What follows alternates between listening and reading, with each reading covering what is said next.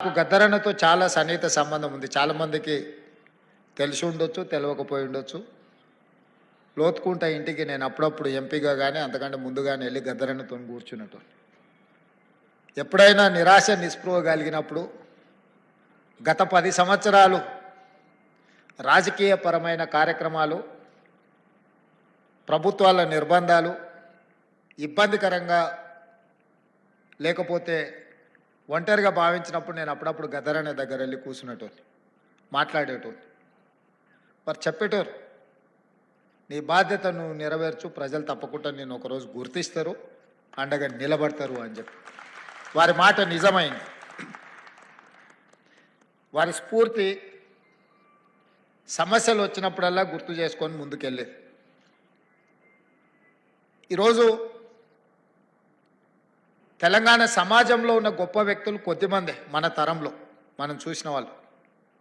ఆ తరాన్ని వాళ్ళని గౌరవించుకుంటే వాళ్ళని వ్యక్తులుగా గౌరవించినట్టు, వ్యక్తులుగా వాళ్ళని గుర్తించినట్టు కాదు, మన సమాజాన్ని మనం గుర్తు చేసుకున్నట్టు చరిత్ర పుటలలో ఈ సమాజానికి కూడా ఒక పేజీ ఉండే విధంగా మనం నిర్ణయాలు తీసుకోవాలనేదే నా ఆలోచన. గద్దరన్న జయంతో వర్ధంతో ప్రభుత్వం చేయడం పెద్ద విషయం కాదు. గద్దరన్నకు వేలాది లక్షలాది కోట్లాది మంది అభిమానులు వాళ్ళు అనుకుంటే ఇట్లాంటి కార్యక్రమాలు ఎడంచేతో ఏర్పాటు చేయగలరు.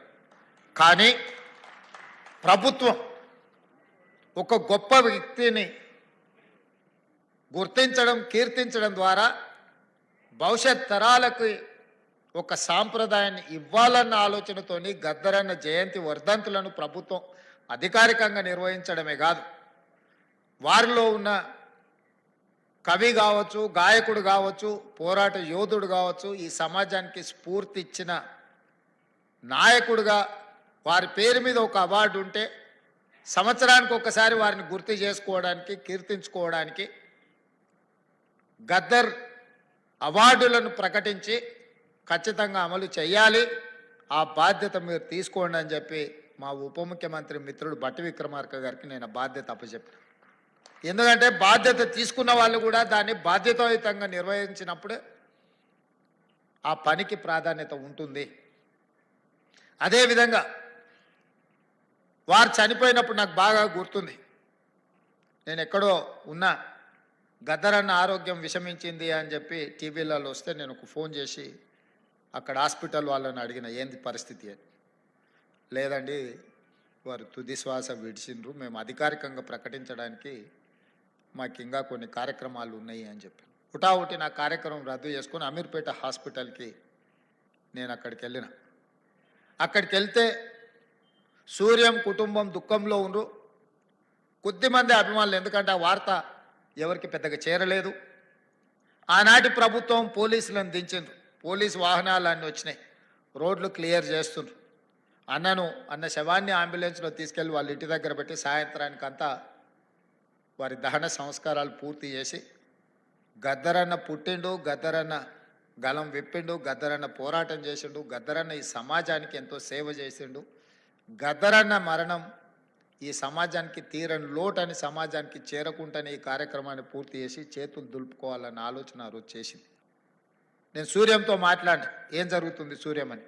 అన్నా, నాకైతే ఏం ఆలోచన వస్తలేదు, నాకేం తడతలేదు, మీరు ఎట్లా చెప్తే అట్లా అన్నాడు.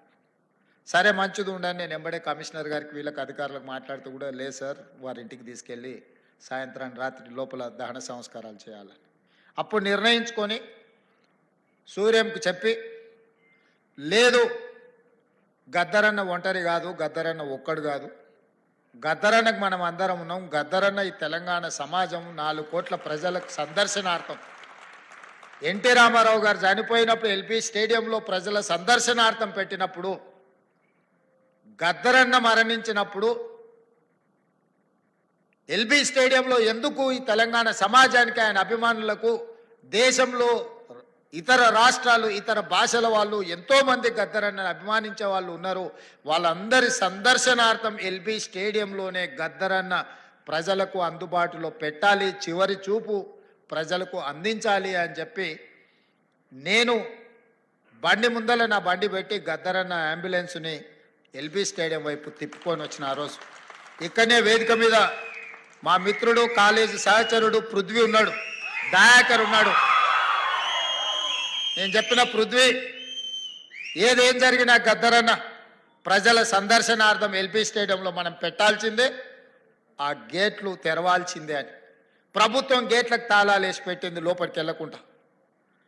నేను కమిషనర్ గారికి చెప్పిన, గౌరవంగా మీరు తెరిస్తే మీకు గౌరవం ఉంటుంది, లేకుంటే గేట్లు బద్దలైతాయి, అనవసరంగా దీన్ని రాద్ధాంతం చేయకండి అని చెప్పిన. నేను ఆ రోజు పార్టీ అధ్యక్షుడిని, నేను ఆ రోజు పార్లమెంట్ సభ్యుడిని, ప్రజాప్రతినిధిగా నేను చెప్తున్నా, ప్రజల యొక్క అభిప్రాయం చెప్తున్నా, మీరు గౌరవించాల్సిందే అని.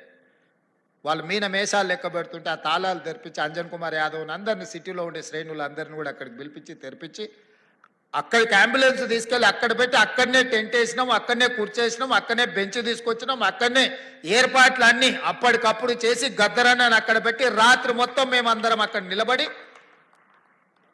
తెల్లారి ప్రజలందరూ లక్షలాది మంది వచ్చి గద్దరన్నను చివరి చూపు చూసి ఆయనతోని వాళ్ళకున్న అనుబంధాన్ని, మధుర స్మృతులను గుర్తు చేయడమే కాకుండా కవులు ఆయన స్ఫూర్తితోని కవులు, కళాకారులుగా, గాయకులుగా రాణించిన వాళ్ళందరూ ఆయనకు నివాళులు అర్పించడానికి వాళ్ళు పాడిన పాట అక్కడి నుంచి మేము పాదయాత్రలో వారి చివరి శవయాత్రలో మేమందరం నడుచుకుంటూ పాల్గొని ఒక వీరుడు మరణించిన ఆ స్ఫూర్తి మనలో ఉంటుంది అని చెప్పి ఆ రోజు వేలాది లక్షలాది మంది ఆ చివరి అంతిమయాత్రలో పాల్గొని గద్దరన్న దహన సంస్కారాలు నిర్వహించారు.